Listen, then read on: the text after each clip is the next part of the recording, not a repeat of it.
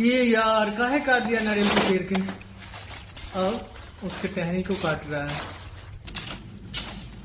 क्या करने वाला है? इसके अब जड़ को काट रहा है यार। पूरे नारियल को काट दिया। कितना अच्छा पेड़ था। अब क्या करेगा? जड़ में से कुछ निकालेगा क्या? भाई साहब ये क्या निकाल रहा है जड़ से? तो लगता है ये लोग कुछ खाएगा क्या इसको जड़ से निकाल के। पूरा छील दिया इसको। अब क्या निकाला भाई? हो गया। लगता है इसको खा जाएगा जड़ को।